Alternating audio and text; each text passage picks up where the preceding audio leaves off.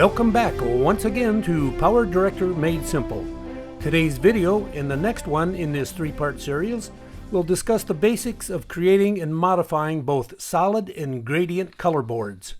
The final video will show some of the typical uses of color boards in your video creations. You are looking at the various color boards that are the standard presets in Power Director since as early as version 20 and perhaps even earlier.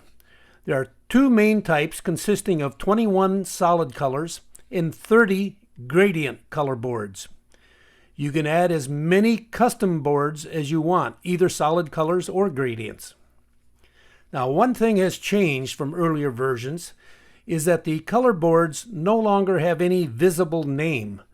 Previous versions used to give either an RGB name, or if the mouse were to hover over a color, it would give just a simple name of 01, 02, 03, and so on. But now, in this current version, nothing. So, it becomes difficult for me to tell you to drag solid color board number 18 to the timeline because you may have sorted the color boards differently and therefore you have no idea which one is number 18. Now, strangely, the lack of identifying names also holds true in the custom solid color boards. Even more strangely, custom gradient color boards are saved with an identifying name, as you can see in my list of custom color boards in which I have one custom gradient board listed. However, there is a hidden name for each unidentified color board when you click on Edit Alias for any one of them. When you try that, the actual name is exposed and you then have a chance to enter your own alias name. But don't get too excited. Your own alias name is not permanent. It is only while you remain in the current session of Power Director. If you restart the program, any alias names that you previously entered will all disappear. So now, let's take a close look at solid color boards.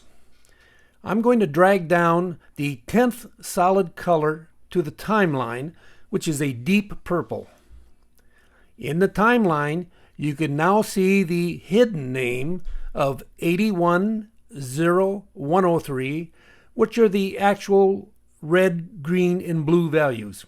When I select a color board on the timeline, then in the preview window, you can see the 8 control gadgets, which means I can move it, resize it to any shape that I want, or I can rotate it any amount.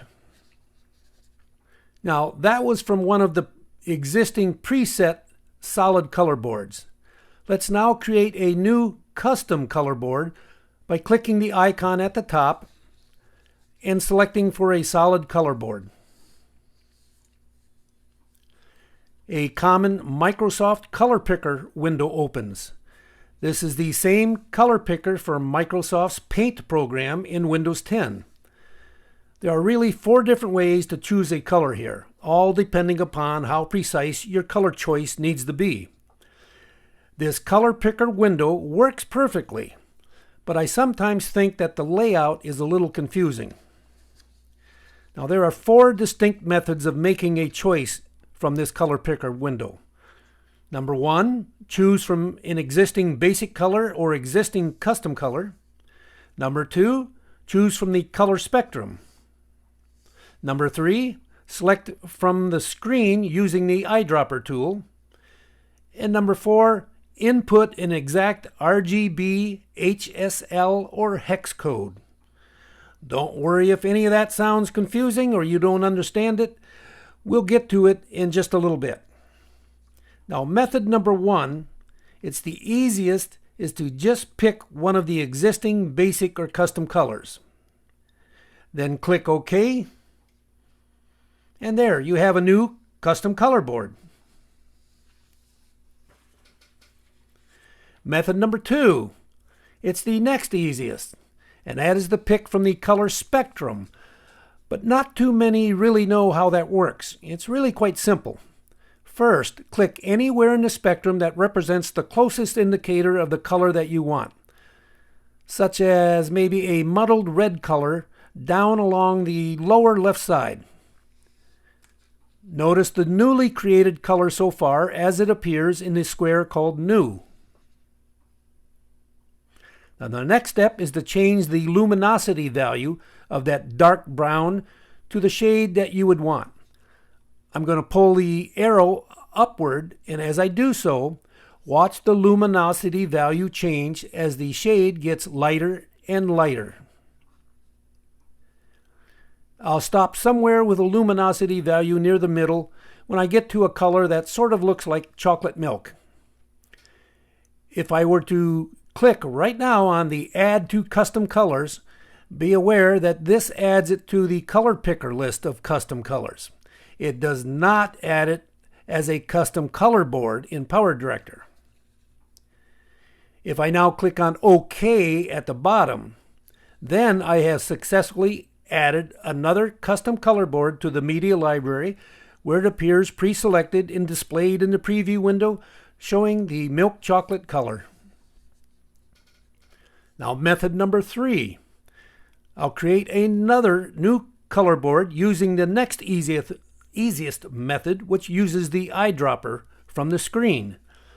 But in this context, the screen really means not only the PowerDirector screen, but anywhere on any app running in the background on the computer. The secret is that you have to be able to get to it with the eyedropper tool. I'm going to slightly minimize the PowerDirector app in advance so that a portion of my desktop is exposed. I'll then start to create a new color board and select the eyedropper tool. Once I select the eyedropper tool, it works on any color displayed anywhere on the PowerDirector screen or from any other screen, such as another image being displayed on my desktop. I'll select a color from there and click OK.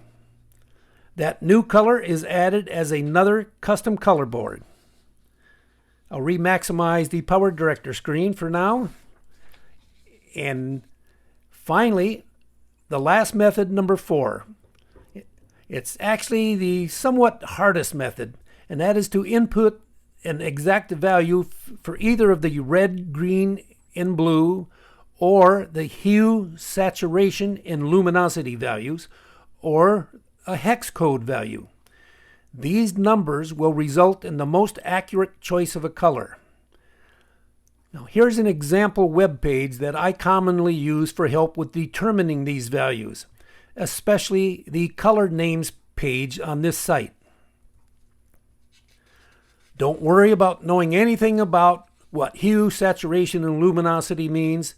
They are all just another method of defining a certain color that's going to be useful in computer graphics, photography, and video editing. As I look at this color names page, let's say I wanted the baby pink color from that web page. I would copy the hex code of F4C2C2 and then paste that value into the color picker in the entry for hex. I then click on OK, and in the library of custom color boards, the currently selected one is the one that I just created, the baby pink color. Now, even though I called it a baby pink color, all color boards in PowerDirector are normally referenced and identified by the RGB values. In the library, I'm going to click on that new pink color and select Edit Alias.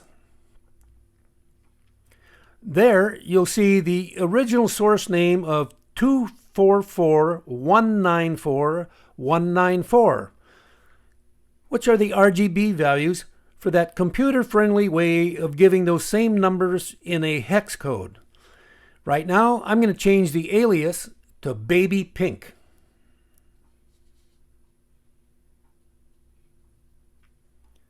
If I now drag that color board down to the timeline, it will display the name of Baby Pink instead of the original RGB values.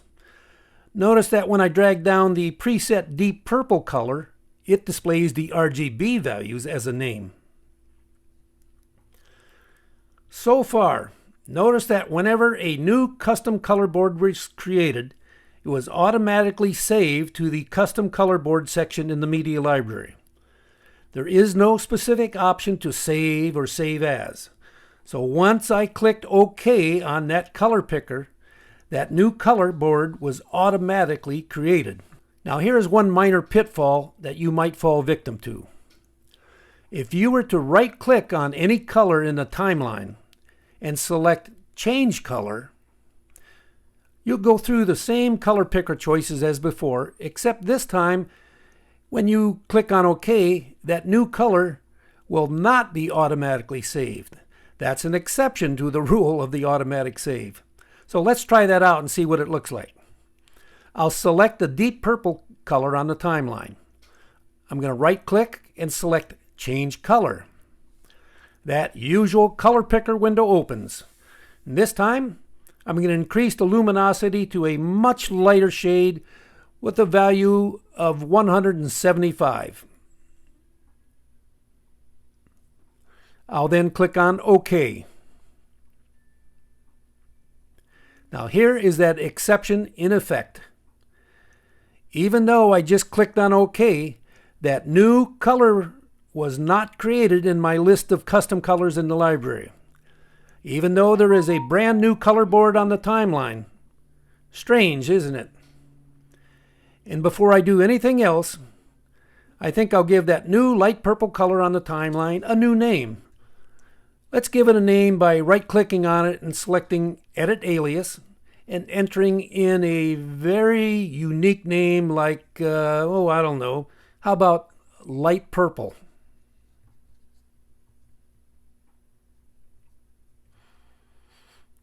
There, the RGB values no longer display on the timeline, just a name of light purple.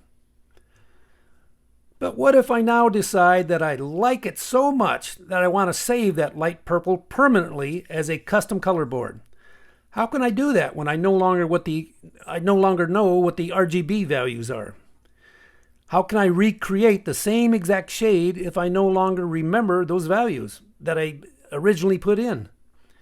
Well, the RGB values still exist. Just right-click once again on the light purple color and select Edit Alias. At the top of the Set Alias window, it will give the source file name of 224, 117, 255. I need to make note of those values. I'll cancel out of the Set Alias window. I'll start from the Create a New Color Board icon at the top to create a new solid color board. The color picker window opens up as expected. This time, where it says red, green, and blue, I'll enter the values of 224, 117, and 255. And now, when I click on OK, notice that in the library, a new custom color board has been added and it is highlighted. It is identical to the light purple color on the timeline. And that, my friends, is everything in the known universe that you'll ever need to know about selecting, creating, and modifying any of the preset or custom solid color boards. In the next video in this series, I'll show you how the gradient color boards work. You'll find a vastly different menu that has multiple options. So once again, and as always, thanks for watching. Please hit that subscribe button.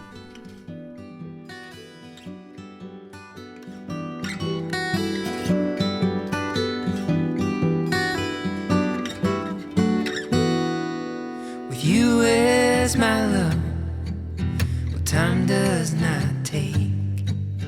Time doesn't take.